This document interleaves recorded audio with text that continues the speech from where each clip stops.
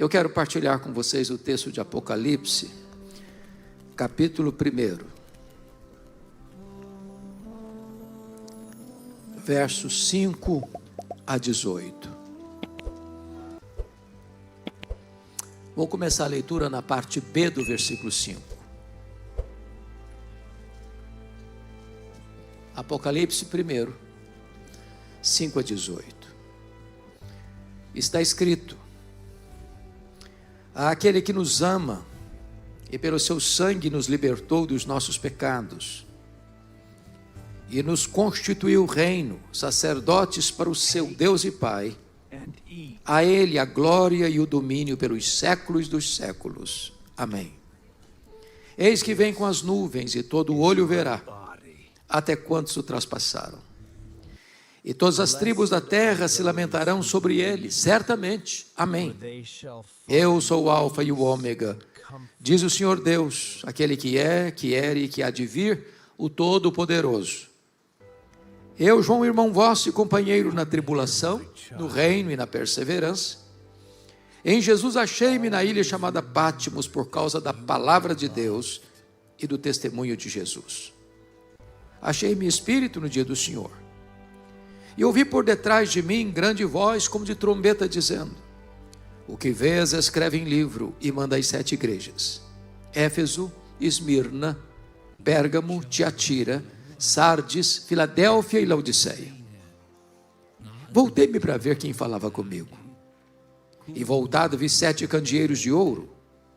E no meio dos candeeiros um semelhante a filho de homem, com vestes talares e cingido à altura do peito com a cinta de ouro. A sua cabeça e cabelos eram brancos, como alva lã, como neve. Os olhos como chama de fogo. Os pés semelhante ao bronze polido, como que refinado numa fornalha. A voz como voz de muitas águas. Tinha na mão direita 7 estrelas e da boca saía-lhe uma afiada espada de 2 gumes. O seu rosto brilhava como o sol na sua força. Quando o vi, caí a seus pés como morto. Porém ele pôs sobre mim a mão direita, dizendo: não temas, eu sou o primeiro e o último, e aquele que vive. Estive morto, mas eis que estou vivo pelos séculos dos séculos, que tenho as chaves da morte e do inferno. Amém. Meus amados, quando o apóstolo João, no final do 1º século, escreveu estas palavras, a igreja estava vivendo os seus dias mais sombrios, mais amargos, mais difíceis. Os crentes estavam sendo crucificados. Os crentes estavam sendo queimados vivos. Os crentes estavam sendo jogados às feras. Um banho de sangue. Talvez em todo o 1º século a igreja sofreu muito. Até porque a maioria dos imperadores romanos que governaram o mundo naquele tempo eram homens truculentos, cruéis, até sanguinários. Poderíamos fazer uma breve retrospectiva para entender isso. E começaríamos com César Augusto, que governou do ano 27 a.C. ao ano 14 depois de Cristo. Ele foi o imperador romano que governava o mundo quando Jesus nasceu em Belém da Judéia. Ele foi sucedido por Tibério César, que governou do ano 14 ao ano 37, e era o imperador que dominava o mundo quando Jesus foi crucificado, sepultado, ressurgindo dos mortos e subindo aos céus. Tibério César foi sucedido por um dos homens mais truculentos da história, Calígula, perverso, mau, que governou no ano 37 ao ano 41 da era cristã. Calígula foi sucedido por Cláudio, que governou de 41 a 54, e foi no governo dele que houve uma grande fome mundial, e os judeus foram expulsos de Roma, oportunizando ao apóstolo Paulo fazer uma grande campanha de coleta entre as igrejas gentílicas da Galácia, da Macedônia, da Caia e da Ásia Menor, para socorrer os pobres da Judeia, que retornaram à sua terra sem propriedades, sem casas, sem renda. Cláudio foi sucedido por um dos homens mais perversos de todos os tempos, talvez o pior de todos os imperadores romanos, Nero, que governou de 54 a 68. Foi no seu governo que ele mesmo, Nero, incendiou a capital do império, a maior, mais populosa, mais rica e mais poderosa cidade do mundo, a cidade de Roma, com mais de 1 milhão de habitantes.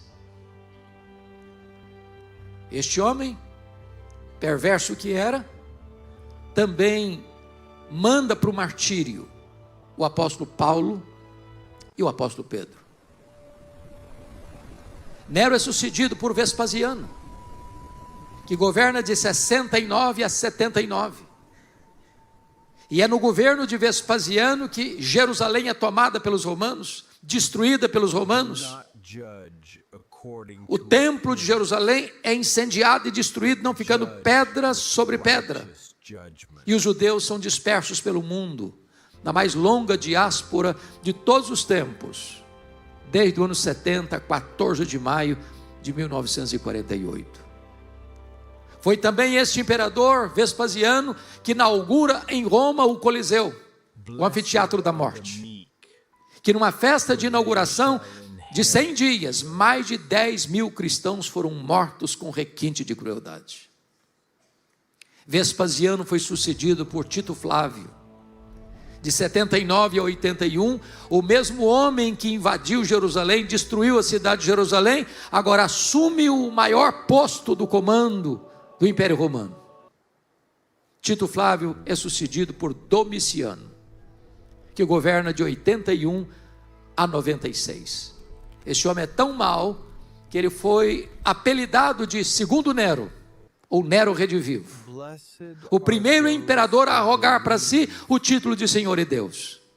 Foi este imperador Domiciano que deportou o apóstolo João, então pastor da igreja de Éfeso, para uma colônia penal, para uma ilha vulcânica do mar Egeu, a ilha de Patmos. Vale destacar que a essas alturas, todos os demais apóstolos já estavam mortos, e mortos pelo viés do martírio. A igreja estava sendo massacrada. A intenção de Domiciano certamente era calar a voz do último apóstolo de Jesus e jogar uma pá de cal na igreja tão sofrida daquele tempo. Mas é importante entender que mesmo nos tempos mais sombrios da história, quem está no controle não são os poderosos deste mundo. Quem está sentado no trono e tem as rédeas da história é o Senhor Deus Todo-Poderoso. Porque quando João estava ali, com todas as portas da terra fechadas para ele, ele escuta uma voz dizendo: sobe para aqui, e eu te mostrarei não as coisas que talvez aconteçam, não as coisas que podem acontecer, eu te mostrarei as coisas que devem acontecer. O nosso Deus continua no trono, e a história não está à deriva. A história está nas mãos deste Deus vivo e poderoso, e é Ele quem está conduzindo a história à sua consumação. Era um dia de domingo, era o dia do Senhor, quando João escuta atrás dele uma voz como de trombeta dizendo: o que vês, escreve em livro e manda às 7 igrejas: Éfeso, Esmirna, Pérgamo, Tiatira, Sardes, Filadélfia e Laodiceia. Quando ele se volta para ver quem falava com ele, ele não vê quem falava com ele, ele vê as 7 igrejas, ele vê os 7 candeeiros, e no meio dos candeeiros um semelhante a filho de homem. Quem é este que está no meio da igreja, que está aqui nesta noite, que é o destinatário do nosso louvor, que é a razão da nossa vida, que é a mensagem que esta igreja tem pregado há 16 anos. Ora, este é tudo no tempo e na eternidade, este é tudo na terra e no céu, este é tudo nas escrituras, este é a semente da mulher, é o descendente de Abraão, é o cordeiro da Páscoa, É a coluna de fogo e a coluna de nuvem. É o maná que caiu do céu e a água que brotou da rocha. Este é representado pelo tabernáculo, pela arca da aliança, pelo templo, pelas festas, pelos sacrifícios, pelo sábado. Este é aquele que na plenitude dos tempos nasceu de mulher, nasceu sob a lei. Este é o verbo que se fez carne. Este é o Cordeiro de Deus que tira o pecado do mundo, o Cordeiro que foi morto, mas está vivo pelos séculos dos séculos. Este é o fundamento da igreja, o dono da igreja, o edificador da igreja, o protetor da igreja. Este é aquele que andou por toda parte fazendo bem, libertando os oprimidos do diabo. Os cegos viram, os surdos ouviram, os mudos falaram, os coxos andaram, os mortos ressuscitaram. Este é o alfa, este é o ômega, este é a raiz de Davi, este é o leão da tribo de Judá, este é o princípio, este é o fim, este é o Senhor dos senhores, este é o Rei dos reis, este é a razão da nossa vida. Eu gostaria de, à luz do texto, trazer 3 lições para nós nesta noite. A primeira lição, eu gostaria de apresentar as glórias da pessoa de Jesus. A segunda lição, eu gostaria de tratar da gloriosa obra de Jesus.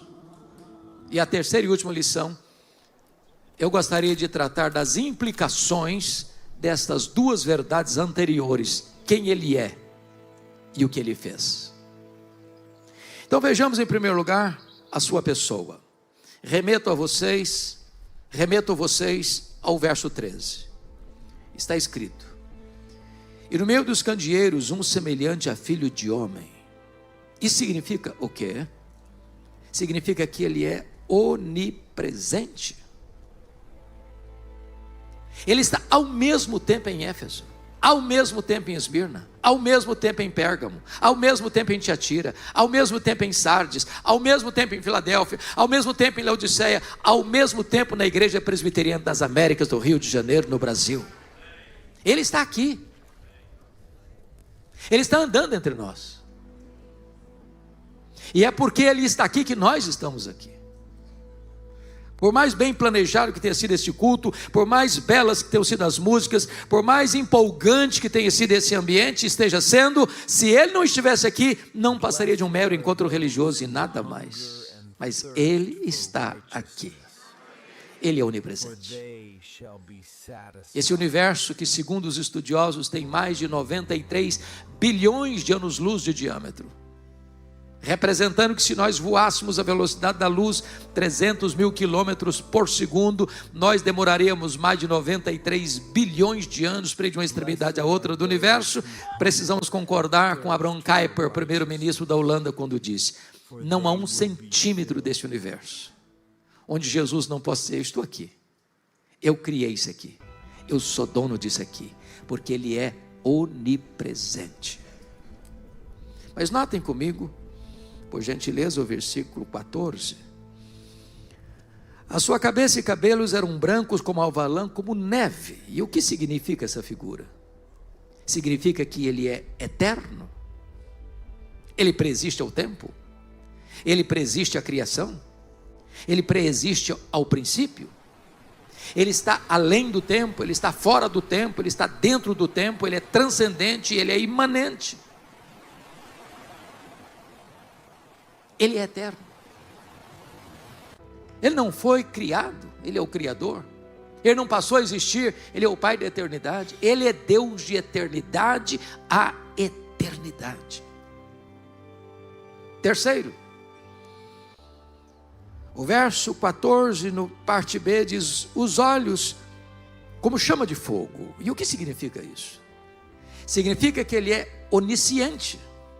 Ele tudo vê, Ele tudo sabe, Ele a todo sonda. Ele conhece o revelado e conhece o oculto. Ele conhece o cognoscível e o incognoscível. Ele conhece o que a ciência já descobriu e o que a ciência está por descobrir e o que a ciência talvez jamais descobrirá.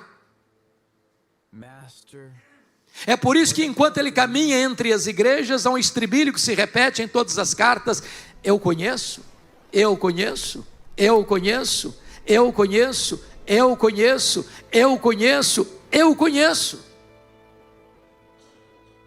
Ele conhece as nossas obras. Ele conhece a nossa tribulação e pobreza.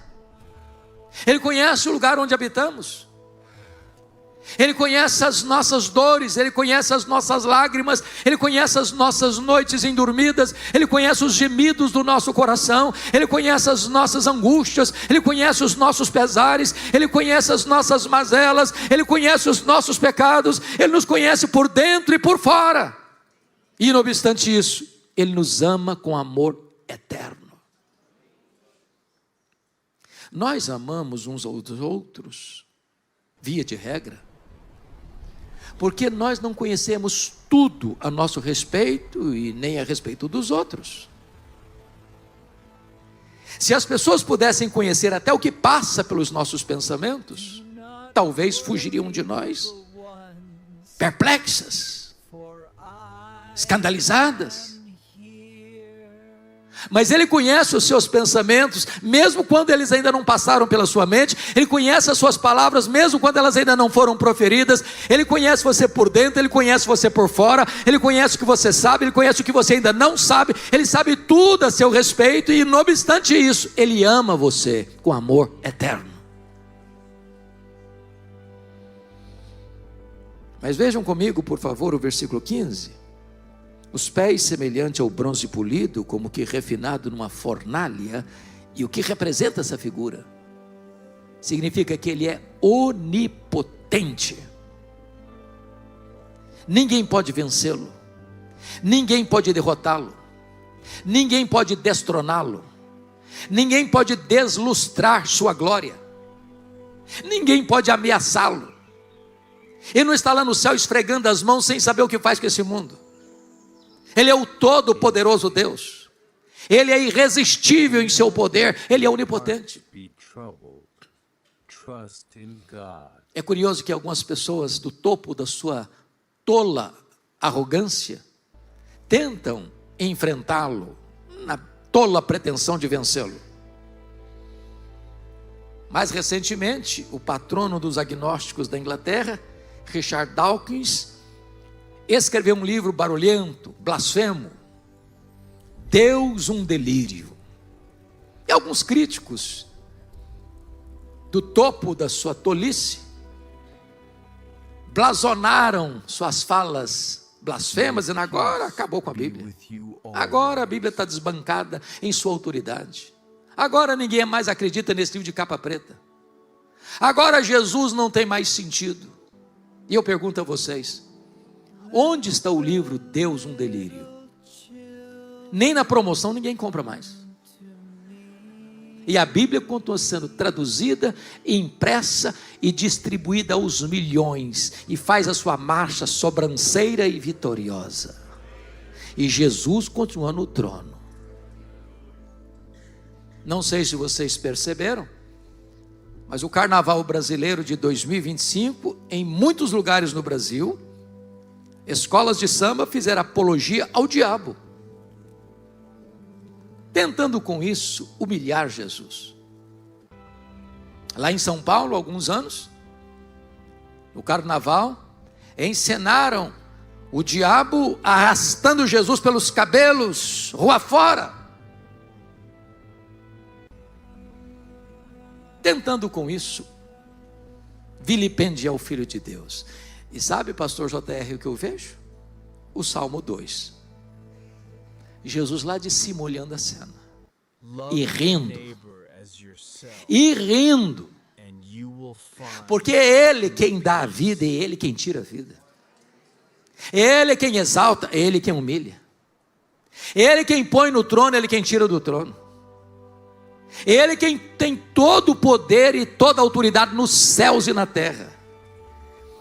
Ele quem virá e colocará todos os seus inimigos debaixo dos seus pés.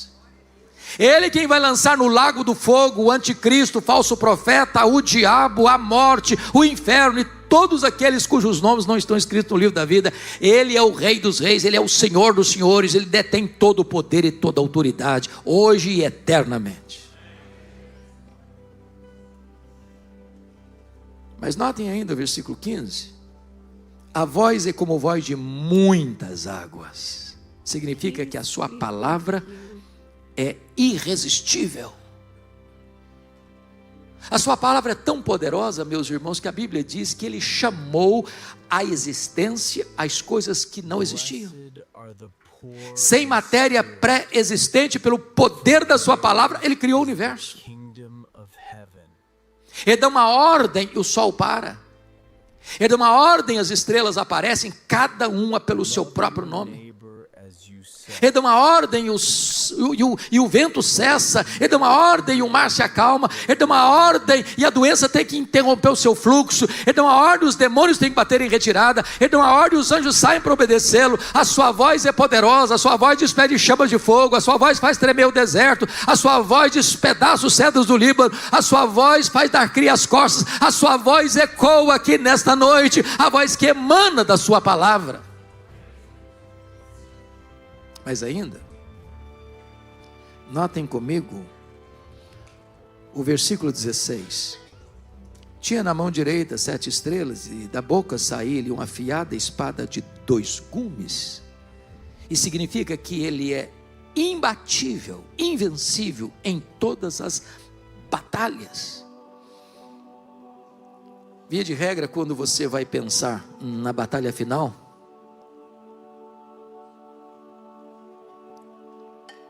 naquilo que se chama de Armagedon. Armagedon é uma região da Galileia. É a mais bela planície de Israel que você avista do Monte do Precipício em Nazaré. E alguns pensam que ali vão estar nações poderosas, armadas até os dentes, com seus tanques de guerra, com seus carros blindados, com as suas armas poderosas. Mas a única arma que vai ser acionada vai ser exatamente a espada que sai da boca de Jesus. Porque Ele vai matar o anticristo, é com o sopro da sua boca. É com a manifestação da sua vinda. Ele não precisará de ajuda das armas convencionais e das armas humanas, não. Ele vem e Ele mesmo vai colocar debaixo dos seus pés todos os seus inimigos. Ele é invencível, Ele é imbatível, Ele é todo poderoso. Mas notem, versículo 16 diz que o seu rosto brilhava como o sol na sua força.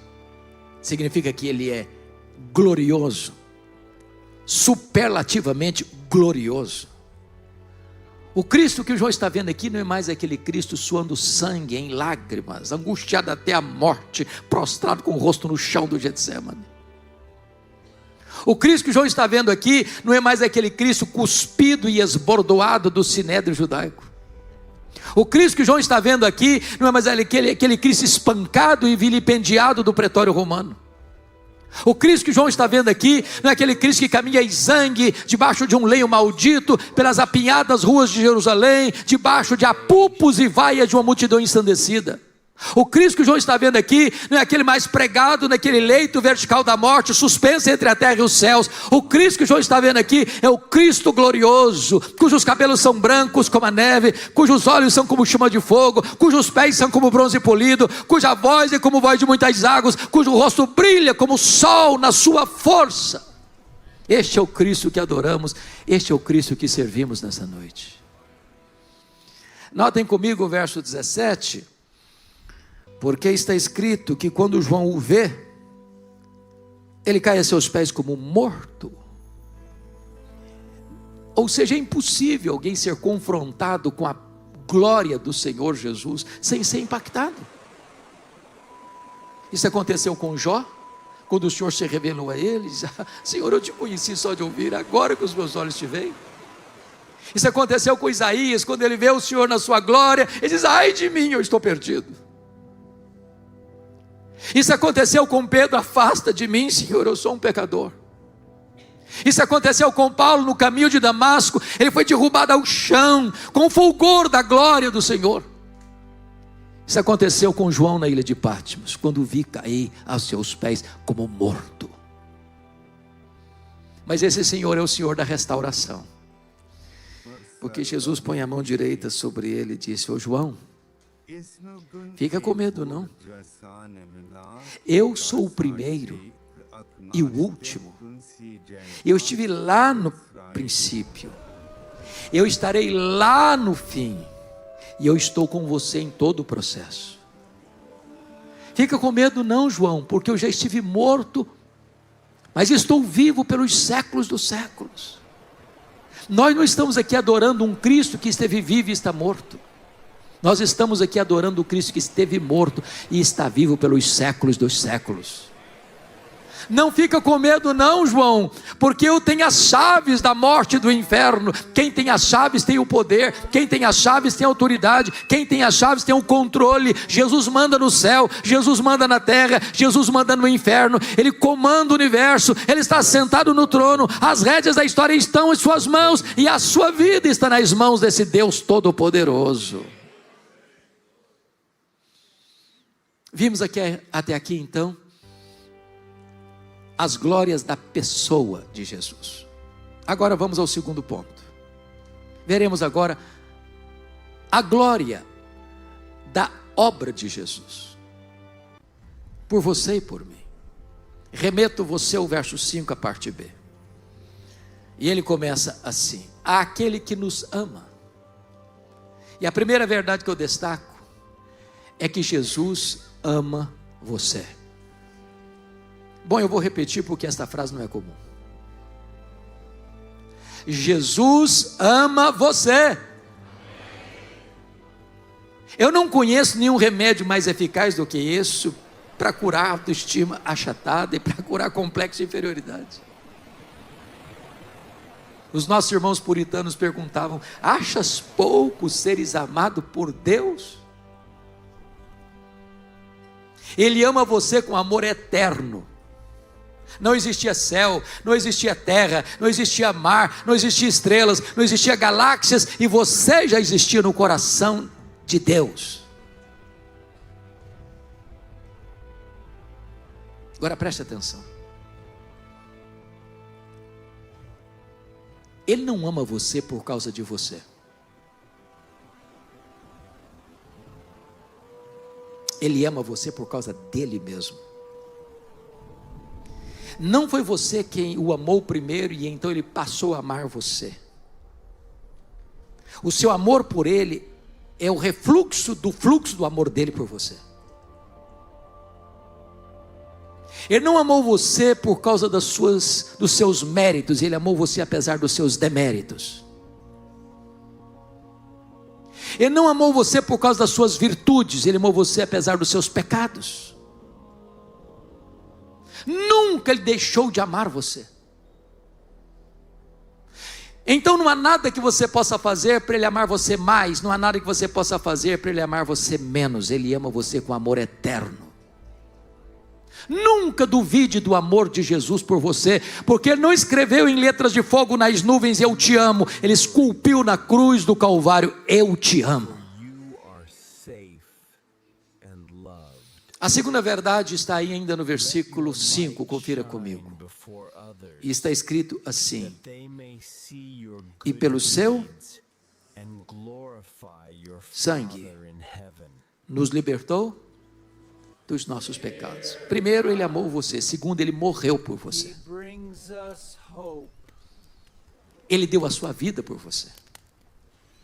O apóstolo Paulo, escrevendo aos Romanos, diz que dificilmente alguém morreria por um justo. Até que, de repente, por um justo, alguém se anime a morrer.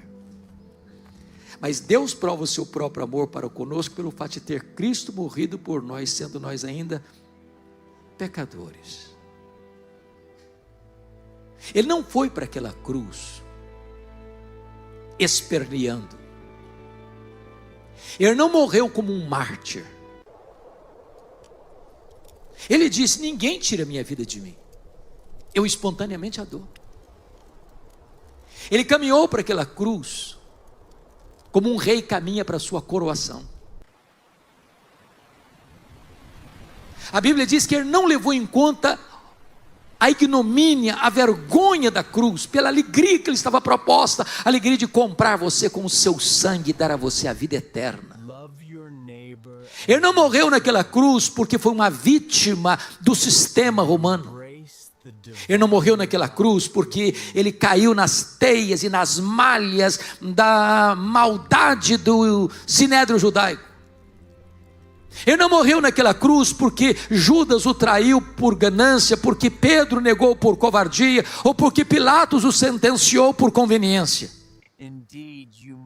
Ele morreu naquela cruz por amor a você. Os pregos não seguraram Jesus na cruz. O que segurou Jesus na cruz foi o amor dele por você. O amor dele por você é imerecido. É imerecido o amor dele por mim. Porque ele nos amou quando éramos fracos, ímpios, pecadores e inimigos. Agora notem, pelo seu sangue nos libertou dos nossos pecados. Isso significa que o pecado escraviza. O pecado é uma algema. O pecado é um embuste. É um engodo. É uma isca venenosa. Ele promete o que não pode entregar. O pecado vai levar você mais longe que você gostaria de ir. O pecado vai reter você mais tempo que você gostaria de ficar. O pecado vai lhe custar um preço mais alto do que você gostaria de pagar. O pecado escraviza, o pecado é uma algema, o pecado é um claustro, o pecado é uma masmorra. E significa que você e eu não podemos libertar a nós mesmos do nosso pecado. Não tem terapia psicológica, não tem técnica de aconselhamento, não tem divã de psicanalista, não tem ritual sagrado, não tem religião, não tem igreja, não tem guru espiritual que possa quebrar as algemas do pecado em sua vida. É só o sangue de Jesus que pode limpar você de todo o pecado. E hoje Jesus está aqui para libertar você, para quebrar suas algemas, para romper suas cadeias e para tornar você livre, verdadeiramente livre.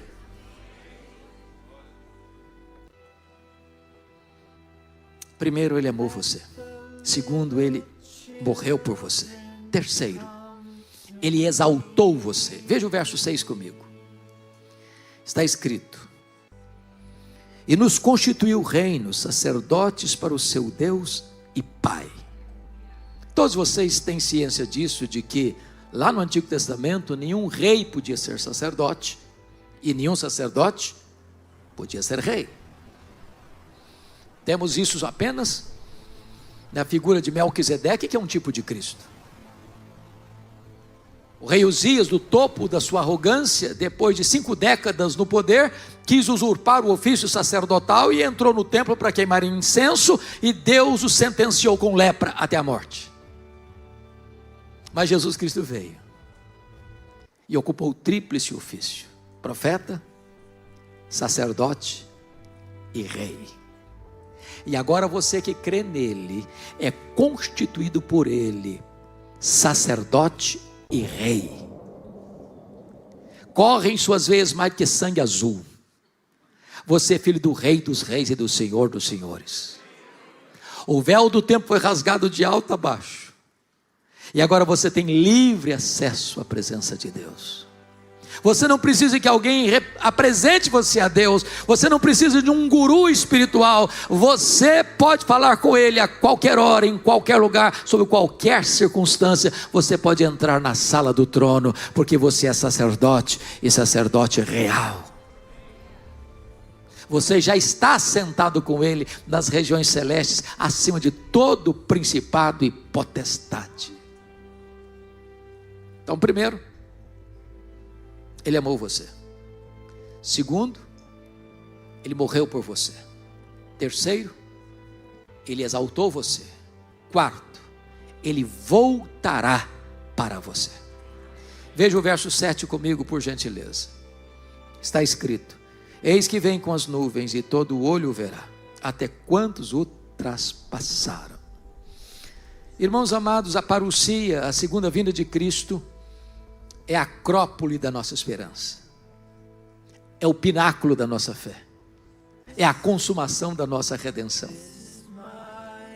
Nós aguardamos e apressamos o dia da volta do Senhor Jesus. Ficamos como que na ponta dos pés, clamando: Maranata, ora vem, Senhor Jesus. Ele voltará. certamente Ele voltará. A história não é cíclica. A história não está à deriva. A história é teleológica, ela caminha para um telos, para um fim, para uma consumação. Isso há de acontecer quando Ele voltar em majestade e glória, para julgar as nações e para conduzir a sua noiva à sala do banquete, para uma festa que nunca mais vai acabar. Como Ele voltará? Primeiro, Ele voltará pessoalmente. O mesmo Jesus que subiu é o que vai descer. Segundo, Ele voltará visivelmente, todo olho verá. Vai ser o fato mais público da história. Nenhuma montanha por tão alta, nenhum vale por tão profundo, nenhuma caverna por tão escura poderá esconder alguém da manifestação gloriosa e visível da segunda vinda de Jesus. Por isso Ele disse: vigiai, porque não sabeis o dia nem a hora, se vai ser de tarde, se vai ser de noite, se vai ser de manhã ou cantar do galo. E eu posso lhes garantir que Jesus voltará de tarde, que Jesus voltará de noite, que Jesus voltará de manhã. Porque está falando de fuso horário. Se Ele voltar de manhã no Brasil, vai voltar de noite no Japão. Se Ele voltar de manhã no Brasil, vai voltar de tarde na Europa. Ele voltará de manhã, Ele voltará de tarde, Ele voltará de noite. Eu não sei o dia, eu não sei a hora, mas é preciso estar preparado quando Ele voltar. Mas ainda, a volta dele será visível e audível. Ouvida a voz do arcanjo e ressoada a trombeta de Deus, Ele descerá dos céus. Se vai ser o fato mais público, há de ser também o fato mais sonoro da história da humanidade. Mas ainda Ele voltará repentinamente. Vai ser como um relâmpago que risca os céus do Oriente ao Ocidente. Nas palavras do apóstolo Paulo, vai ser num abrir e fechar de olhos. Num instante, a palavra instante no grego é átomos, de onde vem a palavra portuguesa átomo. É tão rápido como um abrir e fechar de olhos, como o dardejar da cauda de um peixe, como o faiscar de uma estrela. Portanto, ou você tem azeite na sua lamparina, ou será tarde demais. Mas ainda Ele voltará inesperadamente. Vai ser como o ladrão, que não marca o dia de chegar, que não passa um WhatsApp para você: tal dia chego na sua casa, prepara um cafezinho, um pão de queijo que eu estou chegando. Nas palavras de Jesus no sermão profético, vai ser como nos dias de Noé, onde as pessoas compravam, vendiam, casavam e davam-se em casamento, até que chegou o dilúvio, pegou a todos de surpresa. E eu pergunto a vocês: que pecado há em comprar e vender? Que pecado há em casar e dar-se em casamento? O que Jesus estava pontuando com isso? Que quando Ele voltar, o mundo vai estar funcionando como sempre funcionou. O comércio vai estar aberto, ou de dia ou de noite. As fábricas vão estar funcionando, a indústria vai estar funcionando, as escolas vão estar fazendo a sua obra, os empresários vão estar viajando, os jovens vão estar marcando casamento, a vida vai estar acontecendo, a azáfama do mundo, o barulho, o ruído das ruas vai estar aí. E é nessa rotina louca que o mundo está, é que Jesus volta inesperadamente. Mas finalmente Ele voltará vitoriosa, gloriosa e triunfantemente. Ele não virá mais como servo, Ele virá como Rei dos Reis. Ele não virá mais para salvar, Ele virá para julgar as nações. Ele não virá mais como advogado, Ele virá como juiz de vivos e de mortos. Ele não virá mais montado num jumentinho, Ele virá cavalgando o cavalo branco, que é um símbolo da vitória, com grande poder e majestade. Ele virá para colocar todos os seus inimigos debaixo dos seus pés. Ele virá para lançar no lago do fogo o anticristo, o falso profeta, o diabo, o inferno, a morte e todos aqueles cujos nomes não estão escritos no livro da vida do Cordeiro. Ele é o Cristo vencedor. Ele é o Cristo glorioso. Ele virá. E você está preparado? Bom, vamos ao terceiro e último ponto da mensagem. Quais são as implicações dessas duas verdades? Quem Ele é e o que Ele fez e fará. Primeira implicação. Então você não precisa ter medo da vida. Porque Ele disse, eu estou vivo. Pelos séculos dos séculos. Tem muita gente hoje, irmãos, com medo da vida.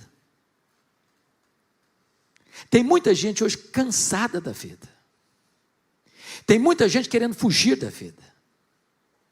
Tem muita gente entupindo as veias de drogas porque não aguenta a vida. Tem muitas pessoas hoje se lançando nos braços da promiscuidade porque não suporta a vida. Tem muita gente se embriagando nesta hora porque não aguenta a vida. Tem muita gente flertando com a morte e saltando nos braços do suicídio porque não suporta a vida. Mas quando a pessoa tem um encontro com Jesus, a vida é linda, a vida é saborosa, a vida faz sentido, a vida é maravilhosa, porque Ele é a vida. Ele veio para trazer vida e vida em abundância. Ele veio para trazer vida e vida eterna. E se você tem um encontro com Jesus, todo dia um dia de festa, todo dia um dia de alegria, porque você acorda de manhã e diz, este é o dia que o Senhor fez, alegremo-nos e regozijemo-nos nele. Hoje você pode sair daqui encantado com a vida, porque Jesus é a própria essência da vida. Segundo lugar, segunda implicação. Então você não precisa ter medo da morte. Ele disse, eu já estive morto, mas estou vivo pelos séculos dos séculos. Tem tanta gente apavorada com a morte.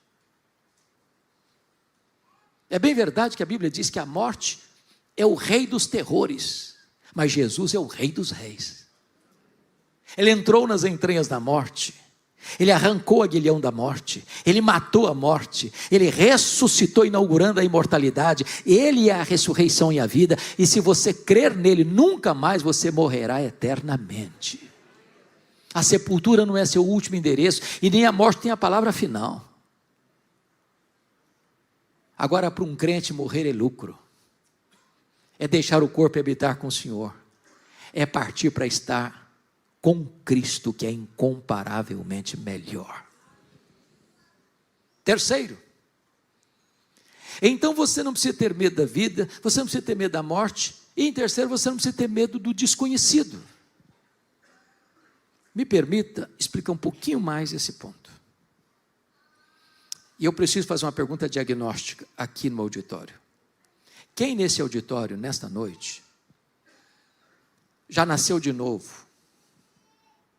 Já foi regenerado pelo Espírito Santo? Já foi selado com o Espírito Santo da promessa? Já foi batizado pelo Espírito no corpo de Cristo? Já é cidadão do céu? Tem seu nome escrito no livro da vida? Quem tem essa convicção, levanta a mão, por favor. Louvado seja Deus. Louvado seja Deus. Então nós temos segurança para onde estamos indo.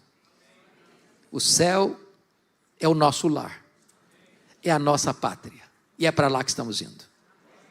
Porém, isso não tira de nós a nossa humanidade, vulnerabilidade. Por exemplo, eu não sei, nem você, o que vai nos acontecer daqui a 10 minutos. Nós não enxergamos na curva. Nós não enxergamos no escuro. Pastor JR não tem a garantia de que no próximo culto público desta igreja, todas as pessoas que estão nesse seleto auditório estarão vivas. Quando o apóstolo João foi levado para aquela ilha de Pátimos, ele estava velho, era um homem praticamente centenário, com seu corpo fragilizado. Não bastasse a idade avançada, os reveses da história caindo sobre a sua cabeça. Dias sombrios, dias angustiosos. Seus pares todos já estavam mortos. os crentes morrendo, queimados vivos, crucificados, jogados às feras. Parecia o fim. Parecia um desfecho sombrio, inglório. Mas de repente, Deus muda o cenário. Deus é especialista em mudar o placar do jogo. Deus é especialista em virar a mesa da história. Deus é especialista em fazer prodígios. Porque quando ele estava ali sentenciado à morte, Deus disse: sobe para aqui, João. E quando ele sobe para o céu, ele vê um trono. Alguém sentado no trono. Ele não ousa dizer, ele não ousa descrever quem está sentado no trono, apenas compara-o a pedras preciosas. E ele vê que quem está sentado no trono tem um livro na sua mão, de todo escrito, por dentro e por fora, de todo selado com 7 selos. E ele escuta uma pergunta: quem é digno de abrir o livro e desatar os selos?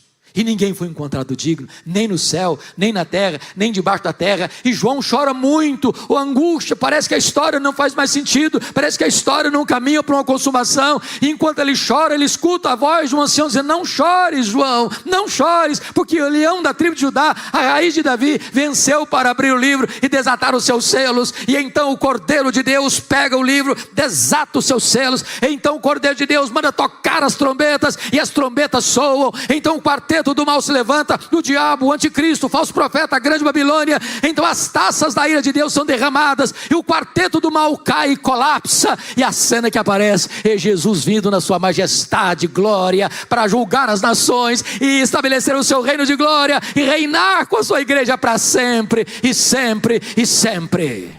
Eu posso não enxergar na curva, mas Jesus enxerga. Eu posso não enxergar no escuro, mas Jesus enxerga. Eu posso não saber o que vai me acontecer daqui a 10 minutos, mas Ele estará comigo daqui a 10 minutos. Ele estará comigo até o fim, e estará comigo por toda a eternidade.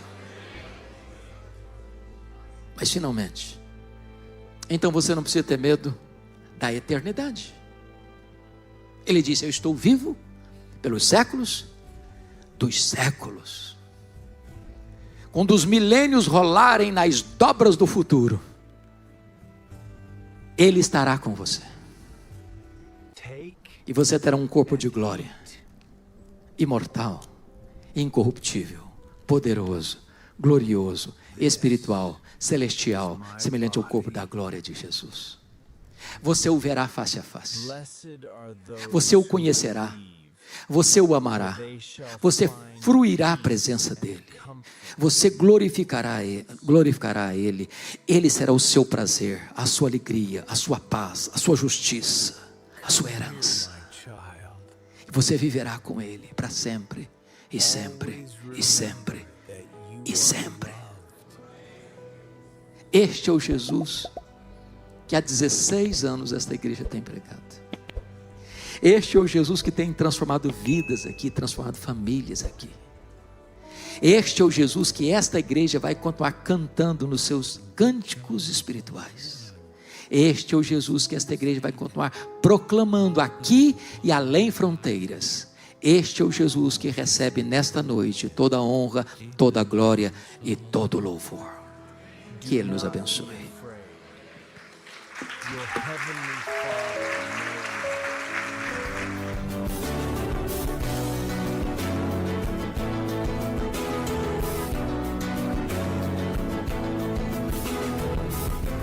Palavra da Verdade, com Hernandes Dias Lopes.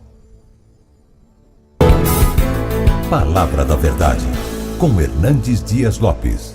Hoje nós vamos dar continuidade ao estudo do livro de Abacuque,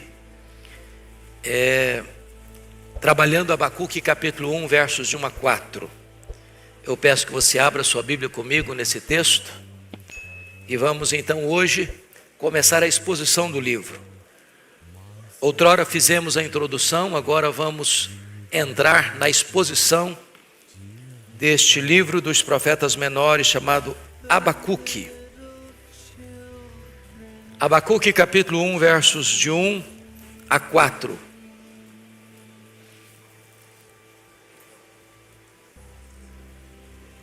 Abacuque fica perdido aí às vezes, no meio dos menores.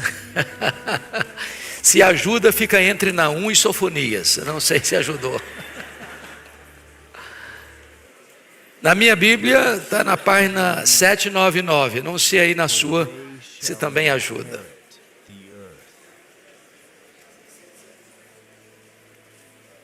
Abacuque capítulo 1, versos de 1 a 4.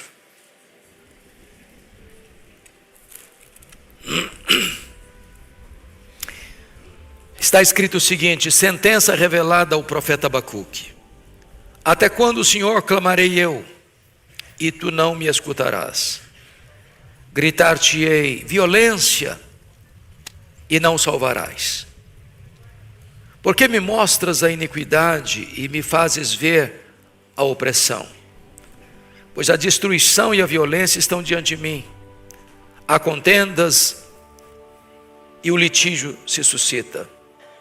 Por esta causa a lei se afrouxa e a justiça nunca se manifesta. Porque o perverso cerca o justo, a justiça é torcida. Eu quero conversar com vocês sobre o tema um homem em crise com Deus e com os homens. Um homem em crise com Deus e com os homens. Quando eu leio o livro do profeta Abacuque, concluo que Abacuque ainda hoje está nas ruas, está nas universidades, está nos parlamentos, está nas cortes, está na grande mídia, está dentro do nosso coração. Porque as angústias deste homem são as nossas angústias. Os dilemas deste homem são os dilemas do homem contemporâneo. As crises que ele vive são as crises enfrentadas nas ruas, nas discussões universitárias, entre os juristas, por que não dizer nas cortes mais egrégias do país. Os dilemas que ele vive são os dilemas dos parlamentares, mas sobretudo são os dilemas do seu, do meu, do nosso coração. E eu queria, à guisa de introdução, destacar 3 pontos antes de entrar na exposição. Primeiro, os desobedientes, os rebeldes, os que estão na contramão da orientação de Deus, certamente colherão um dia seus frutos amargos. Nem sempre Deus pune o transgressor no ato da sua transgressão. E alguns acham que, por terem escapado dos seus crimes quando os praticaram, poderão continuar nos seus crimes sem ser apanhados, ou pelas mãos da justiça humana, ou pelas mãos da justiça divina.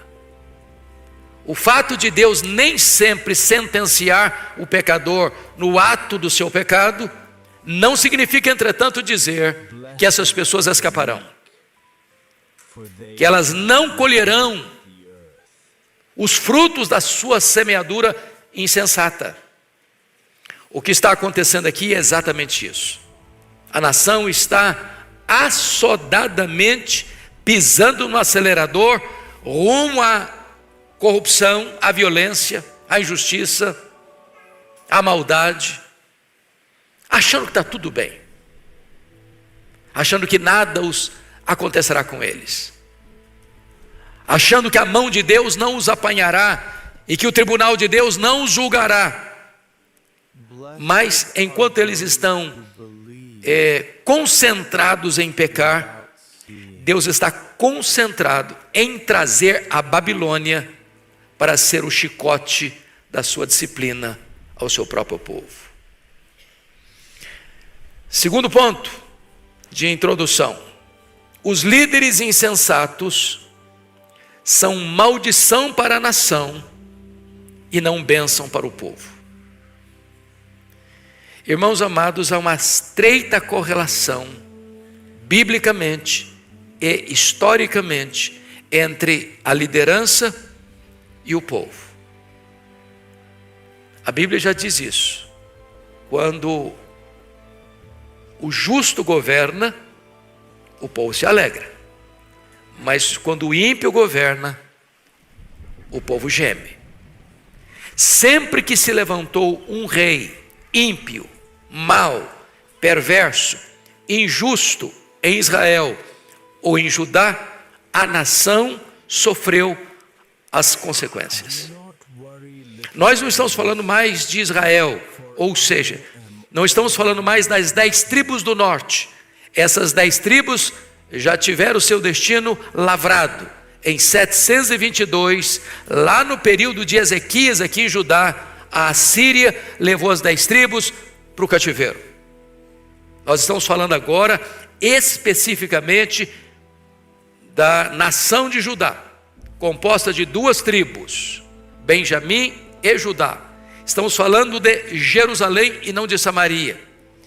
Estamos falando daquela nação que alterna no governo homens piedosos e homens perversos. Porém, depois da morte de Josias, o último rei piedoso de Judá, a nação entrou numa descida vertiginosa para o abismo. Porque quando morre Josias, o seu filho Joacás governa, ele é muito mau. Depois governa Jeoaquim, foi muito mal. Depois governa Joaquim, foi muito mal.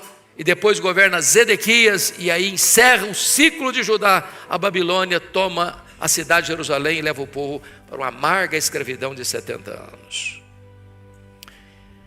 Aqui está o ponto que eu gostaria que nós sempre parássemos para pensar.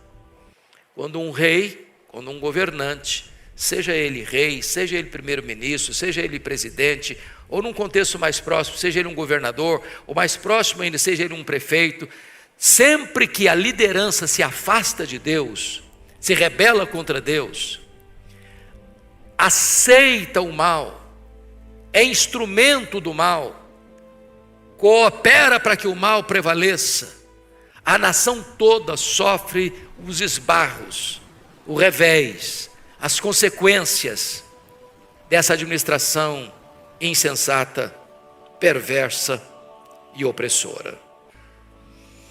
Terceiro ponto que eu levanto à guisa de introdução é que a soberania de Deus na história não é plenamente compreendida, mesmo pelos homens mais piedosos. É o caso de Abacuque. Porque Abacuque está em crise primeiramente com Deus. Porque ele vê a sua nação chafurdada na lama, assodadamente caminhando rumo ao desastre.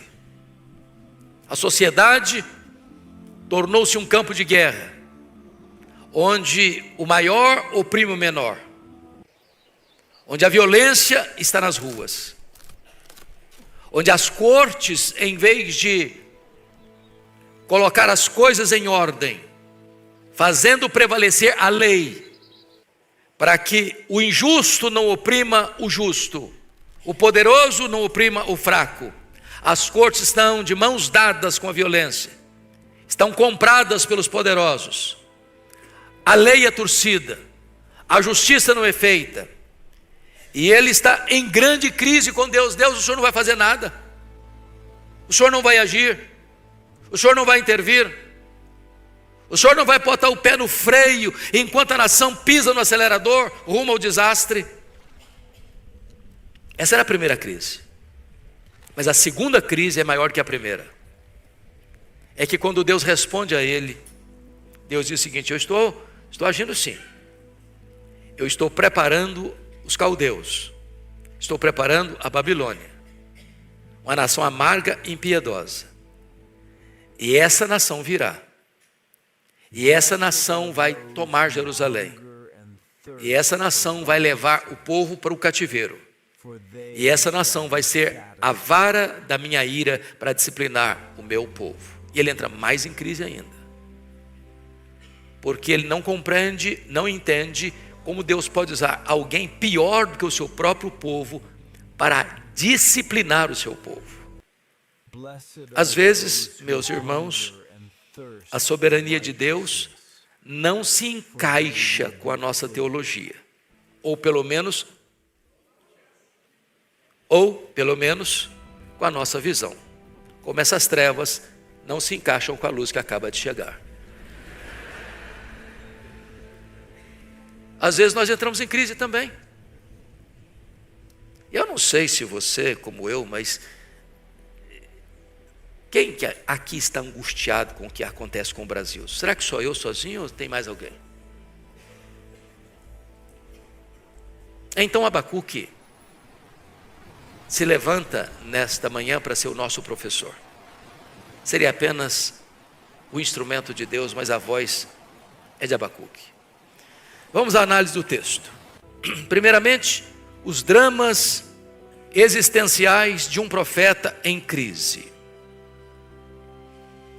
Abacuque é um profeta e é um intercessor. Antes de trazer a palavra de Deus para o povo, ele leva os dramas do povo a Deus. E eu chamo a sua atenção para um profeta que está em alarme por 3 razões. Primeiro, o drama de receber uma mensagem pesada da parte de Deus. Com a Bíblia aberta aí, vamos ao verso 1. Ponha na tela, filho, o verso 1, por favor. Vamos juntos? Sentença revelada ao profeta Abacuque. Essa palavra sentença no hebraico, a palavra massá, significa literalmente peso, fardo, algo muito pesado, uma carga esmagadora, algo que achata. Ou seja, o que ele está recebendo não é pesquisa, não é investigação, não é análise humana, não, ele recebe, é Deus quem revela, é Deus quem abre as comportas do céu e diz: é isso que você vai pregar, é isso que você vai anunciar. E quando ele ouve o que Deus tem para falar, ele não pode entender outra coisa senão uma sentença pesada, que vem de Deus, à sua nação.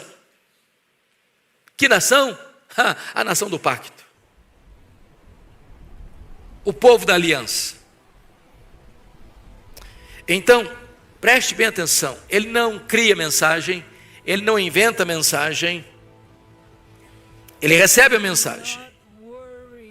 E essa mensagem é tão pesada que o seu contemporâneo Jeremias, por causa desta mensagem, foi preso. Essa sentença é tão pesada que, por causa desse tipo de mensagem, o profeta Isaías foi cerrado ao meio. E a sentença é tão pesada que aqueles que se levantam hoje ainda para entregá-la à nação sofrem certamente as consequências, por serem taxados talvez de inimigos da pátria.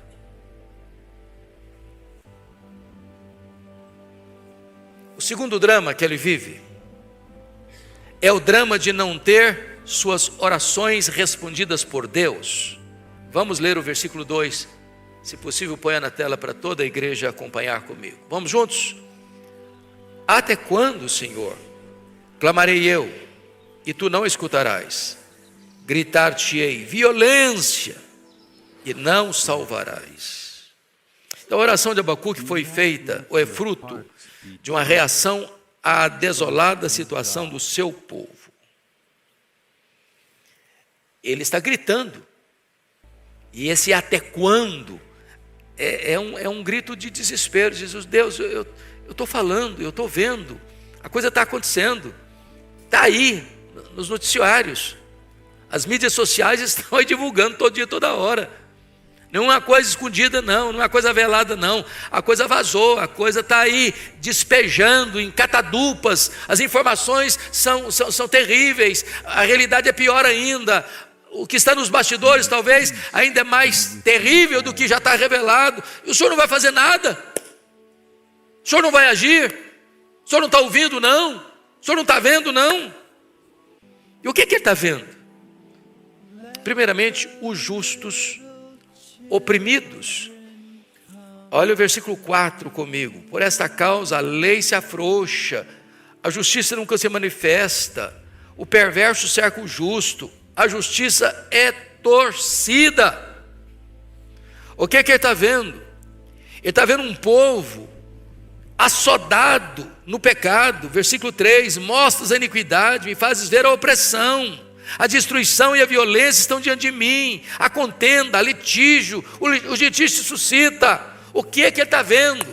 Ele está vendo idolatria, o capítulo 2, versículo 18, que aproveita o ídolo, visto que o seu artífice o esculpiu, é imagem de fundição, mestra de mentiras, para que o artífice confie na obra, fazendo ídolos mudos. Ele está vendo os pobres sendo oprimidos. E eu pergunto a vocês, nós estamos vendo a mesma coisa?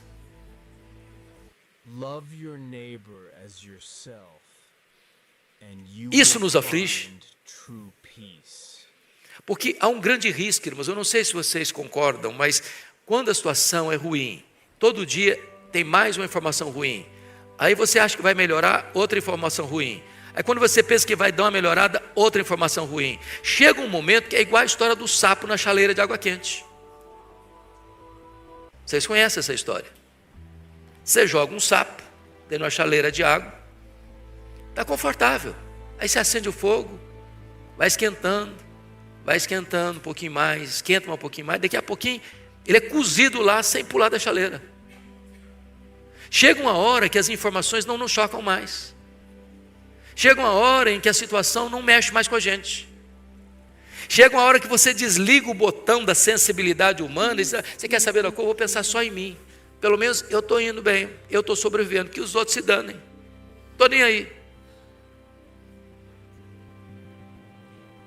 A situação do profeta é que ele vê a situação do seu povo e ele está gritando, até quando, Senhor? Até quando, Senhor? Até quando, Senhor? E as coisas não estão mudando. Um aspecto é que a oração de Abacuque foi oração de grande emergência. Você pode repetir comigo o versículo 2? Põe na tela, filho, para a gente voltar à leitura do verso 2. Vamos juntos. Até quando, Senhor, clamarei eu, e tu não me escutarás? Gritar-te-ei violência, e não salvarás. Sabe o que ele está dizendo para Deus? Deus, será que eu sou mais interessado na justiça do que o Senhor? Será que eu sou mais sensível do que o Senhor? Será que eu estou numa situação mais avançada de cuidado da sociedade que o Senhor? O Senhor não está vendo não, o Senhor não está sentindo não. Por que Deus não age? Por que os ímpios prosperam? Por que os maus tentam a Deus e escapam? Por que o justo é oprimido e o injusto não é punido?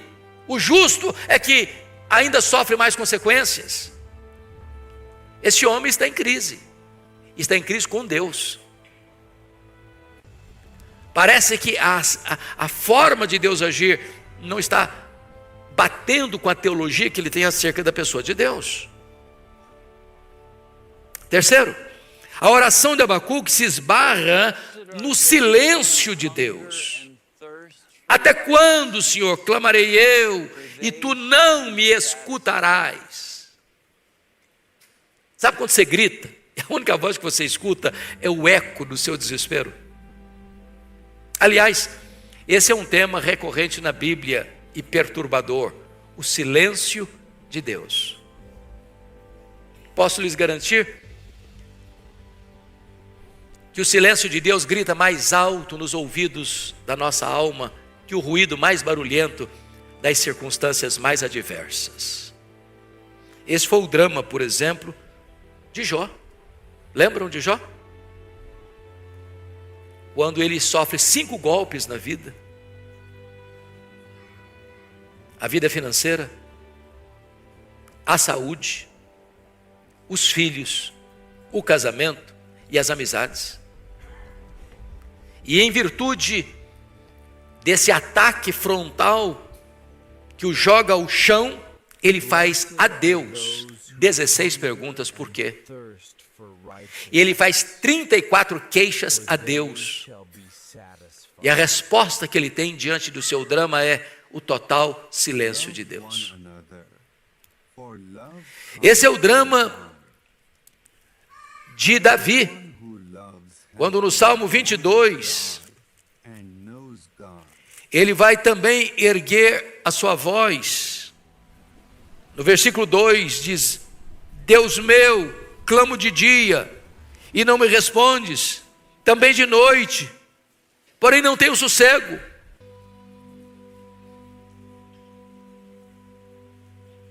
Este é o drama da mulher Sírio-Fenícia, que vai clamando atrás de Jesus: Filho de Davi, tem misericórdia de mim. E os discípulos tentam mandar essa mulher calar, ou mandam Jesus despedir a mulher, e ela continua clamando. O que é que você faz quando você ora e a resposta não chega?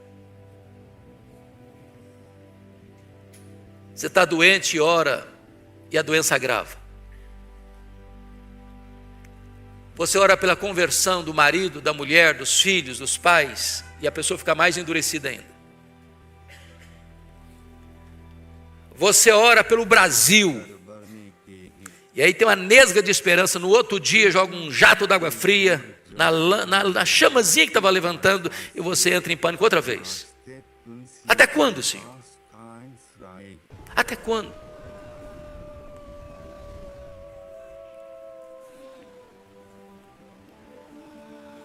Quarto, a oração de Abacuque se esbarra na demora de Deus, porque o silêncio, ele é perturbador quando ele se estica, e você espera uma resposta e ela não vem, e você bota uma data para a coisa acontecer e não acontece. A demora.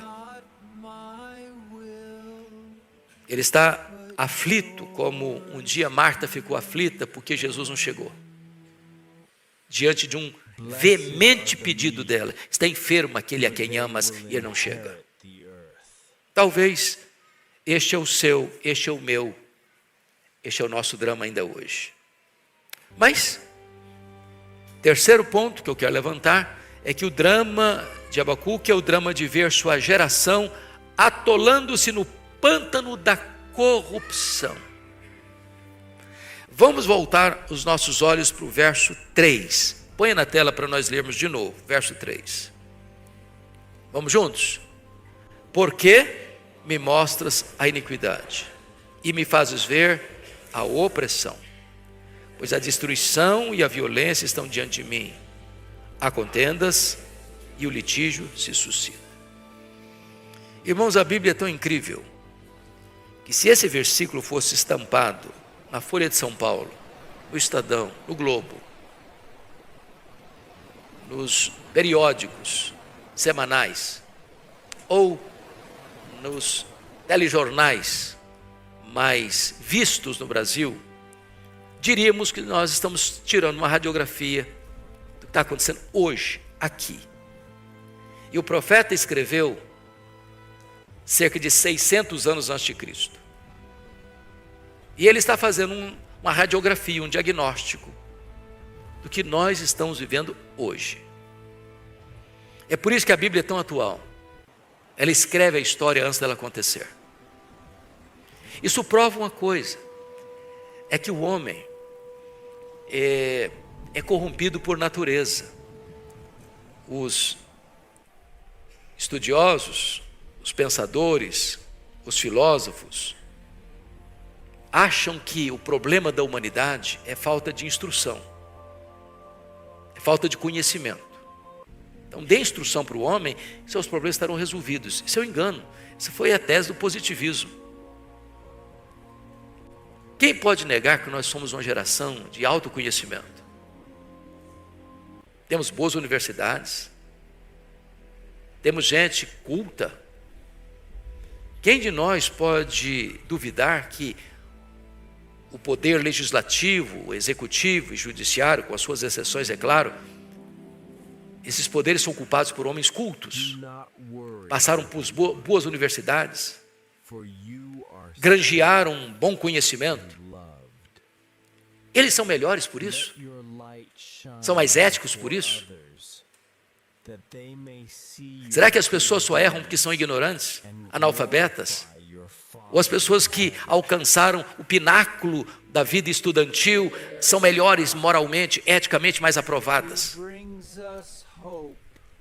E aí você começa a perceber que a corrupção está instalada. Não é lá nos coitadinhos que não tiveram acesso à escola, os que ganham um salário mínimo, os que levantam 4 horas da madrugada para pegar 3 conduções para chegar no emprego. A corrupção não é promovida pelos boia-frias. Não, é por aqueles que estão no alto comando, os doutores mais afamados, os ricos mais bem articulados, os que não têm qualquer pejo de roubar dos velhinhos do INSS para ostentar aviões, carros de luxo. E o profeta está aqui com o seu coração apertado, ao olhar para a sua nação e diagnosticar essa violência, essa injustiça, essa opressão. Então, quero levar vocês ao segundo e último ponto desta mensagem, que é a radiografia de uma sociedade decadente, ainda dentro desses 4 versículos que lemos. Em primeiro lugar, uma sociedade decadente, ela é saturada de violência. Olha o verso 2 comigo de novo. Vamos ler juntos? Até quando, Senhor, clamarei eu e não me escutarás? Gritar-te-ei violência e não salvarás. Deixa eu fazer uma pergunta óbvia, do óbvio ululante. Tem violência na sociedade brasileira?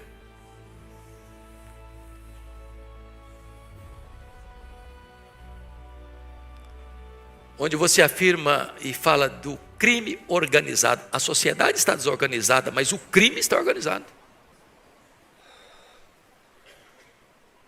As leis estão frouxas para os maus. Talvez para o justo o nó está mais apertado ainda.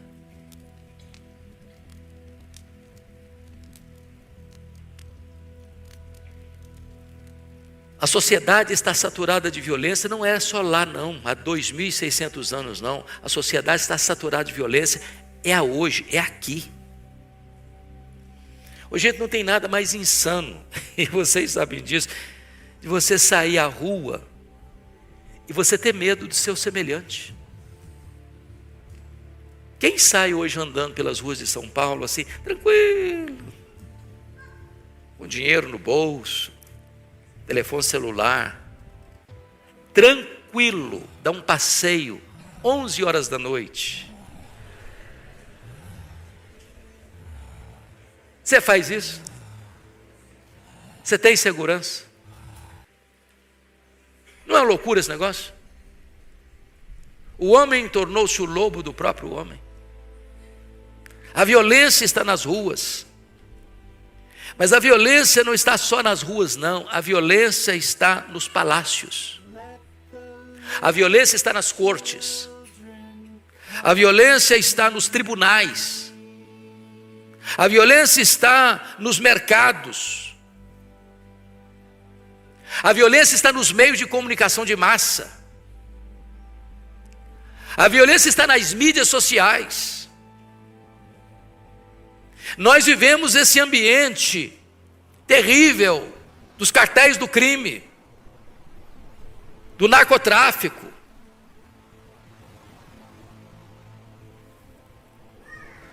Onde os institutos de violência enfiar os seus tentáculos em todos os setores da sociedade, onde os coitados, os velhinhos, dentre os quais me incluo, estão sendo saqueados, roubados, por aqueles que deveriam protegê-los. E você vê as CPIs sendo destampadas e algumas pessoas sendo blindadas. Esse aqui não pode ir, esse aqui não pode ir, esse aqui não pode ir. E onde você vê pessoas multibilionárias tirando o pão da boca do faminto para ostentar o seu luxo. O grande problema é que o profeta Abacuque está vendo essa cena. E ele está vendo essa cena com uma pergunta que o aflige demais. E eu não sei se aflige a você, a mim aflige. E a pergunta dele é: até quando, Senhor, clamarei eu, e tu não escutarás? Gritar-te-ei violência, e não salvarás. E de repente, quando você vê abrir uma portinha de esperança, no outro dia está fechada. Porque aquela frechinha que se abriu era mais um jogo, era mais um artifício para tirar o oxigênio da esperança do povo. E é isso que ele está vivendo. Segundo lugar, uma sociedade decadente, ela é dominada pela iniquidade e não pela virtude. Vamos ler de novo o verso 3, por favor, ponha na tela. Verso 3. Toda a igreja comigo. Por que me mostras a iniquidade? Me fazes ver a opressão? Pois a destruição e a violência estão diante de mim. Há contendas e o litígio se suscita. Veja você que o problema do profeta não era apenas ver a presença do mal, mas a procedência dele. De onde estava vindo o mal que o aflige, que o incomoda? O mal que ele está vendo não é da Babilônia, não é nem da Síria. De onde está vindo o mal que está afligindo a ele? Da sua própria nação, do seu próprio povo.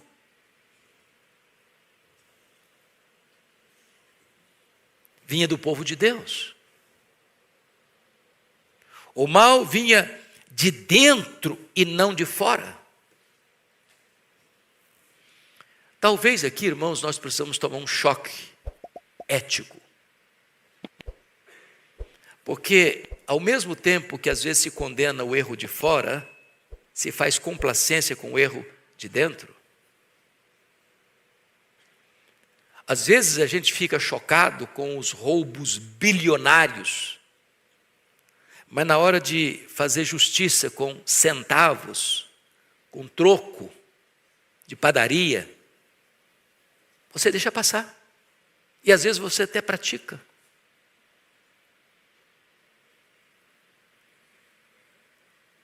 Notem vocês que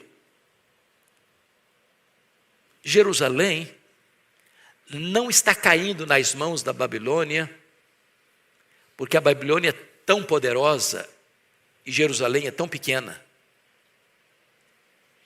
Quando você lê o profeta Daniel, capítulo 1, verso 1 e 2, não é o poder da Babilônia que é a causa da queda de Jerusalém. É Deus quem entrega Jerusalém à Babilônia.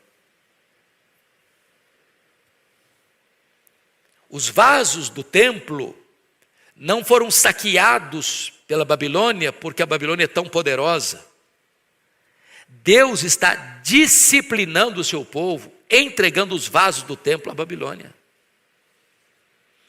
Ou seja, Deus nem sempre acerta as contas com o pecador no ato do seu pecado. Mas de Deus não se zomba. Porque aquilo que o homem semear, isso ele ceifará.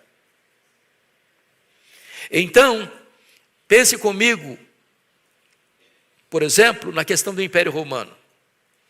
Você tem na linguagem de Daniel capítulo 2, naquela grande figura que Nabucodonosor sonha, a cabeça de ouros, peito e os braços de prata, o quadril de bronze e as pernas e os pés de ferro e os dedos de ferro e barro, e que uma pedra não lavrada por mãos bate nos pés dessa estátua, toda ela vira pó, e essa pedra cresce e alcança o mundo todo.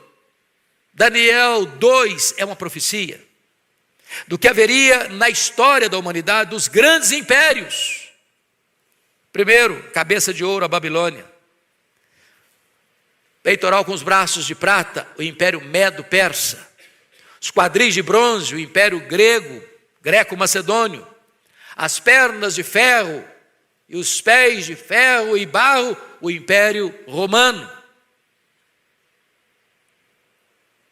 Agora notem, que o Império Romano tem ferro e tem barro. E porque tem barro, ele é frágil, ele é vulnerável. E os historiadores afirmam isso, que o Império Romano, e não obstante o seu grande poder, ele estava podre por dentro. Podre por dentro. Por isso ele caiu na mão dos bárbaros. O que está acontecendo com Judá? O que está acontecendo com Jerusalém? É o povo de Deus, é o povo da aliança, mas se corrompeu por dentro. Em vez de ser luz para as nações, eles assimilaram os pecados das nações e se corrompeu. E porque se corrompeu, o pecado é o próprio dos povos, Deus vai entregar o seu próprio povo nas mãos da Babilônia, dos caldeus. E é isso que alarma o profeta, porque tem crise com Deus e com os homens. Primeira crise dele: meu Deus, o meu povo está pecando, a situação está terrível, eles estão assodadamente pisando no acelerador, rumo ao desastre, o Senhor não vai fazer nada. E quando Deus resolve fazer, a crise dele aumenta. Porque Deus responde para ele o seguinte: eu estou fazendo sim. Enquanto o meu povo está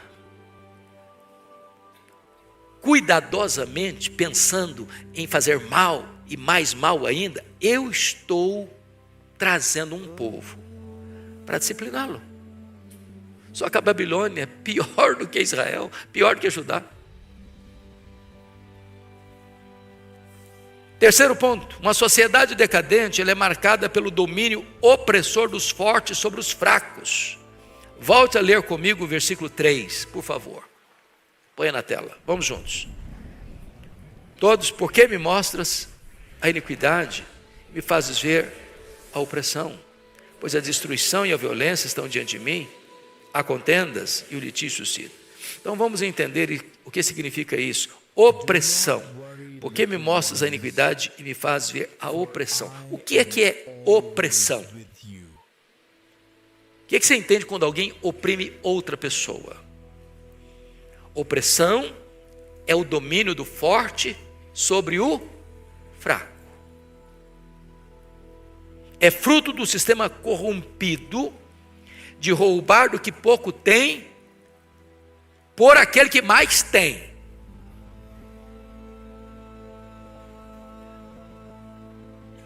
Qualquer semelhança com o roubo do INSS é mera coincidência.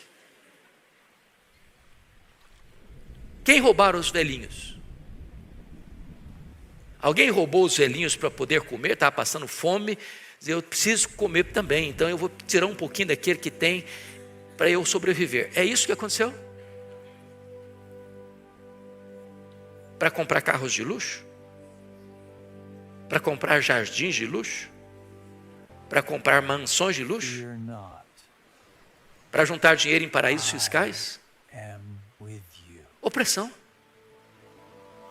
Agora, ainda que a opressão fique sem a justiça dos homens, não ficará certamente sem a justiça divina. Ainda que os opressores não cheguem às barras dos tribunais dos homens, hão de estar diante do tribunal justo de Deus.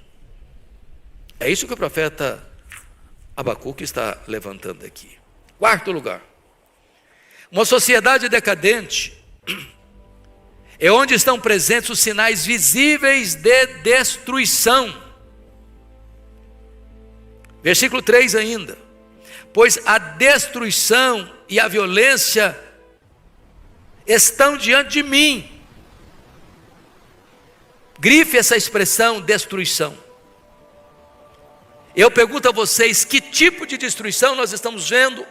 Não só lá na sociedade de Judá, mas na sociedade brasileira, ou nas sociedades das nações do mundo. Que tipo de destruição? Destruição de valores.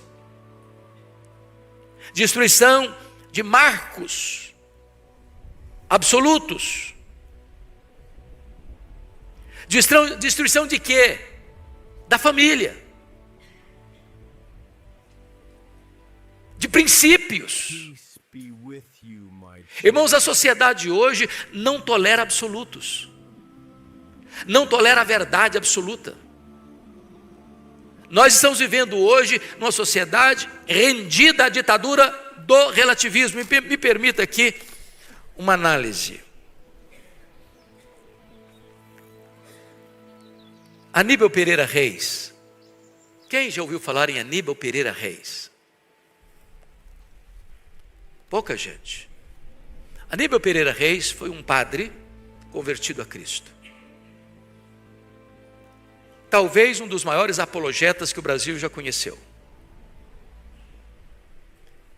E este homem afirma uma coisa para mim interessantíssima. Nós ficamos muito chocados com as consequências do pecado, mas não ficamos chocados com as causas.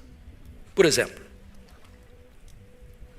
ficamos chocados hoje com milhões de bebês que morrem no ventre da mãe, ou melhor, que são assassinados no ventre da mãe. Mas não ficamos chocados com a ideologia que está por trás disso.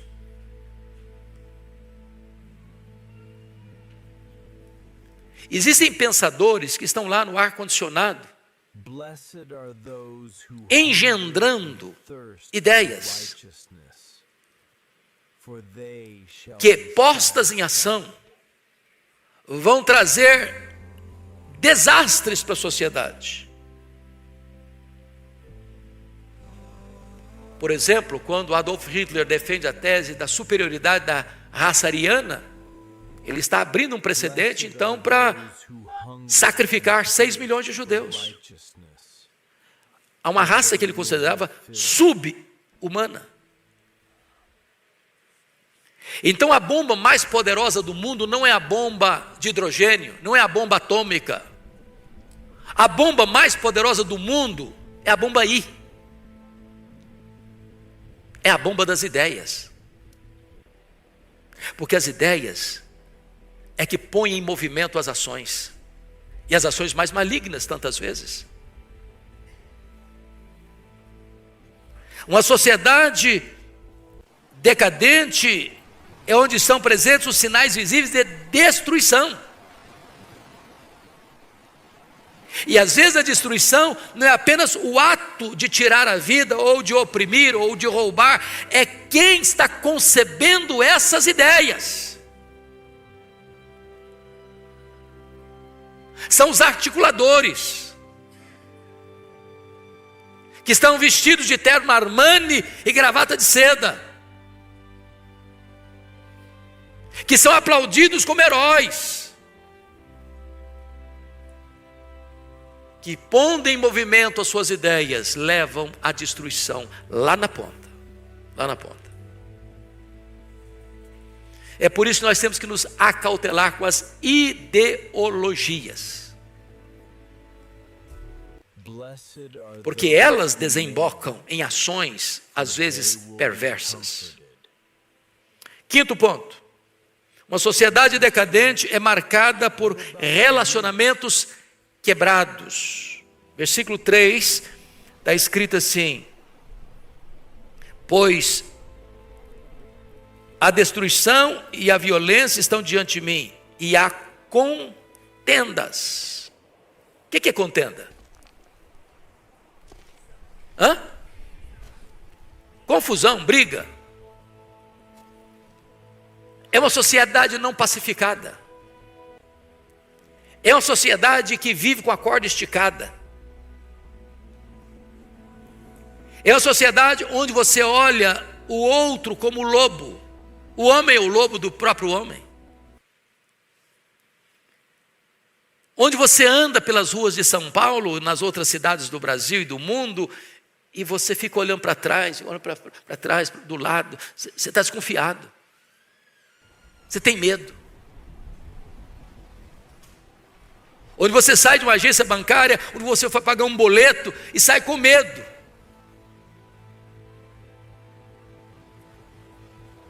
Contendas entre pessoas. E o texto ainda prossegue, e o litígio se suscita. Litígio, briga, facção, grupos. Essa é a sociedade de Judá. E Judá, sabe quem é? É o povo de Deus. Numa linguagem nossa, a igreja. É terrível, meus irmãos, quando aqueles que deveriam ser luz para as nações copiam o mundo, imitam o mundo e são condenados com o mundo. Essa era a situação que Abacuque vivia naquele tempo. Sexto ponto. Uma sociedade decadente é onde a impunidade prevalece. Verso 4, parte A. Por esta causa a lei se afrouxa. Como assim a lei se afrouxa? A lei é lei. A lei não tem contornos. A lei não pode ser dura com um e complacente com o outro. A lei não pode ter dois pesos e duas medidas. É por isso que você vai ver lá em Brasília, em frente ao Supremo Tribunal Federal, um emblema da justiça. E qual é? É uma mulher. Como assim? Vendada. Com o que nas mãos? Uma balança. E o que significa aquela mulher vendada com a balança nas mãos? O que é que ele quer passar? Que lição é que ele quer transmitir? É que a justiça não julga pela capa do processo, mas pelos autos do processo. Ah, é fulano, pesa a mão. Ah, é o Betano, não, aí se alivia. Não, justiça, a lei é lei. A lei não pode afrouxar para um e apertar para outro. Por que a balança? Porque tem que existir justiça. Não pode criminalizar tudo desse e inocentar tudo daquele. A justiça tem que cumprir a lei, não torcer a lei, não afrouxar a lei. Agora, que lei é essa aqui? De que lei ele está falando? Claro que ele não está falando da Torá, da lei de Deus. A lei de Deus não afrouxa não. Eita, Deus não se corrompe não. Não tem propina no tribunal de Deus não. Não se suborna o reto juiz não. A lei de Deus é clara, a alma que pecar, essa morrerá. Deus não inocentará o culpado. Essa é a lei da Torá. Mas a lei dos homens, às vezes é frouxa demais com uns e aperta o nó demais para outros, porque depende do nome que está na capa do processo. Vocês não acham que Abacuque está nas ruas? Que ele deveria fazer uma visitinha nos nossos parlamentos, nas nossas cortes, nas decisões?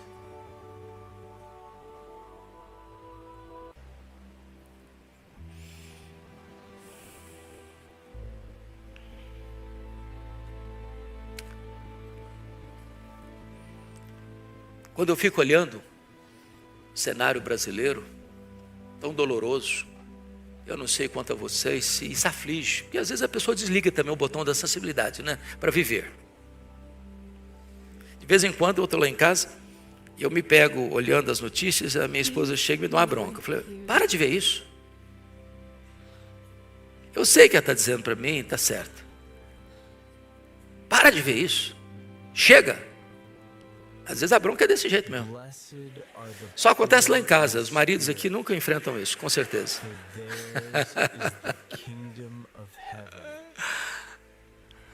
Mas tem hora que dá angústia. Você pega, por exemplo, a questão lá, circulou o Brasil aí em tempos idos, Lava Jato. Pessoas vieram a público, eu roubei mesmo. E foram milhões, e milhões. E devolveram.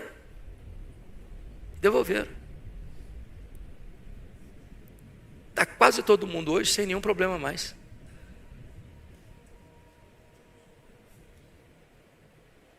A lei se afrouxa. A justiça não é feita. E passa uma grande mensagem. O crime compensa. Essa era a sociedade de Judá. Não estou falando do Brasil não, gente. Estou falando de Judá. Tá? 7º lugar. Uma sociedade decadente é marcada por um poder judiciário impotente e corrompido. Versículo 4. Põe na tela para lermos, por favor. Vamos juntos? Por esta causa, a lei se afrouxa e a justiça nunca se manifesta. Porque o perverso cerca o justo. A justiça é torcida. A justiça nunca se manifesta. Isso é doloroso demais, não é não? A justiça nunca se manifesta. O que você espera da justiça? Que ela seja feita. A sociedade, ela é composta de tal maneira que se o fulano oprime o Beltrano pode reclamar a justiça e esperar que os seus direitos violados sejam devolvidos a ele. Esse é o papel da justiça. Mas o texto está nos informando que a justiça nunca se manifesta. Porque nesse caso de Judá, a justiça tinha lado.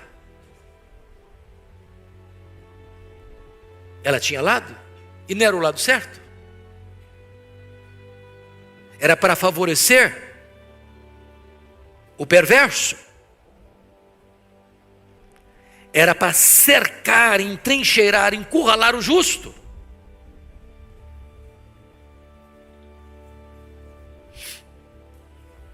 Oitavo lugar.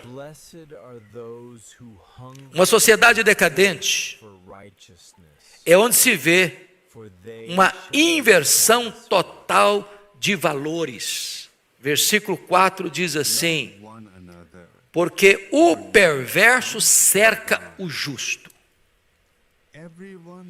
Você já pensou nisso? O perverso cerca o justo. O justo está encurralado. Não havia a quem recorrer. Se ele pleiteasse sua causa diante dos juízes e tribunais de Jerusalém, a causa dele não era julgada com justiça, a lei era desprezada, o processo era fraudulento, movido por juízes comprados a dinheiro pelos poderosos. Portanto, dentro do nosso aparelhamento de Estado, você tem 3 poderes, desde Montesquieu, isso é assim: poder legislativo, poder executivo e poder judiciário. Se espera que esses 3 poderes sejam interdependentes, cada um cumpra a sua função e o seu papel, sem interferência um na vida do outro. Agora, o poder que precisa ser o grande moderador, para que não haja excessos daqui, nem excessos de lá, é o poder judiciário. Ele põe os pingos nos is. Agora, quando esse poder, por razões muitas e às vezes não reveladas, se corrompe, passa a ter lado, afrouxa a lei para um, aperta demais para o outro, então esvazia-se o povo do oxigênio da esperança. É o caos, é a crise que se instala. Esse é o drama do profeta Abacuque. Essa era a realidade de Jerusalém, essa era a situação da nação de Judá. Mas eu termino com o último ponto. Uma sociedade decadente é onde os tribunais estão mancomunados com os criminosos para roubar o direito dos justos. Veja como termina o versículo 4. A justiça é torcida. A justiça é torcida. Portanto, a justiça não é mais justiça. A justiça recebe um outro nome: injustiça. Porque a lei se afrouxou para uns, apertou demais para os outros. E as decisões dos tribunais eram contrárias à lei, pois os juízes estavam de mãos dadas com os poderosos para oprimir os fracos. Esse foi o pecado, meus irmãos, que colapsou o reino do norte, as 10 tribos do norte, Israel, e este foi o pecado que colapsou o reino do sul, Judá, Jerusalém. Concluo com 3 aplicações muito breves. Primeiro, não fique indiferente ao caráter moral e espiritual do tempo em que você vive. Às vezes a gente tenta blindar a gente mesmo. Eu não vou ver mais nada. Eu não vou assistir mais nada. Eu já não consigo mais ver os jornais televisivos. Eu já não consigo mais ver, então, as mídias sociais. Eu não quero ver mais nada, porque eu não quero mais sofrer. Eu vou me isolar, eu vou virar um avestruz que vou enfiar a cabeça na areia. Vou achar que está tudo bem. Às vezes a gente é tentado a fazer isso. Mas cuidado para você não ficar insensível, impassivo, diante daquilo que está ocorrendo diante dos seus olhos na sociedade onde você está estabelecido. Esse é o primeiro alerta de Deus. Segundo alerta: leve os problemas da sua nação a Deus em oração. Foi o que Abacuque fez. Ele é um profeta de Deus, ele é um patriota. Ele ama a sua nação. Ele está incomodado com os pecados da sua nação. E ele não é um ativista político. Ele nem é um ativista social. Ele não anda com cartazes na rua, abaixa a Babilônia. Não. Ele é um intercessor. Ele é um profeta. Ele é um homem de Deus. Ele sabe que há momentos em que a nação está tão corrompida que ela não tem a solução para ela mesma. Precisa buscar do alto. Precisa buscar de Deus. E é isso que esse profeta faz. Ele coloca a sua nação diante de Deus em oração.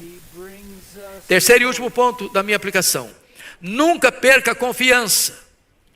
Nunca perca a confiança que Deus está do lado da justiça, mesmo quando a iniquidade parece prevalecer. Tem hora que o silêncio de Deus e a demora de Deus não significa que ele já desligou, já perdeu o interesse, que ele nunca mais vai agir. Deus sempre estará do lado da justiça. E mais, entenda que Deus ouve suas orações, mesmo quando ele demora em respondê-las, ou até parece que está indeferindo-as. Creia que Deus responde a sua oração. O povo de Deus é um povo intercessor. E o povo de Deus nunca perde a esperança. Porque quando os recursos humanos acabam, os de Deus estão ainda total e plenamente disponíveis. Que Deus renove a nossa esperança nesta manhã. Há esperança para nós. E ela não está nos homens. ela está em Deus. Vamos ficar em pé e vamos orar.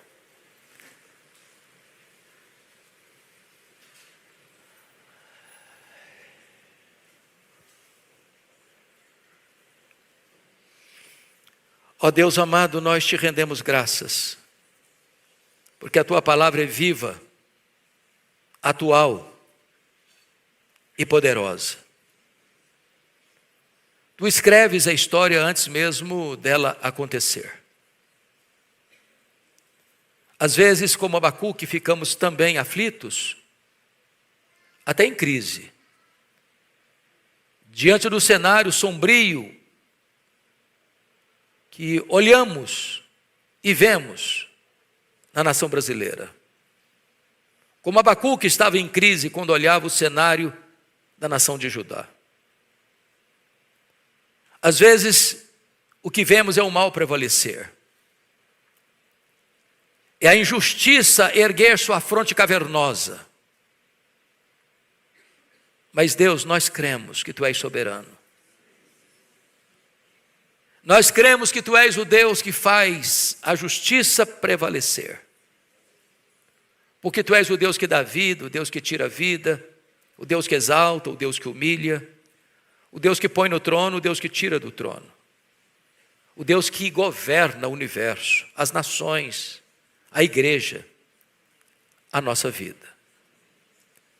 Então Deus, nesta manhã, renova a esperança no nosso coração. A confiança de que não importa a circunstância, Tu estás no trono e tem as rédeas da história em Tuas mãos. Ó Deus, nós clamamos pela nação brasileira. Nós clamamos pela Tua manifestação neste país. Tenha misericórdia de nós. Assiste-nos e socorre-nos. É a nossa súplica, em nome de Jesus. Amém.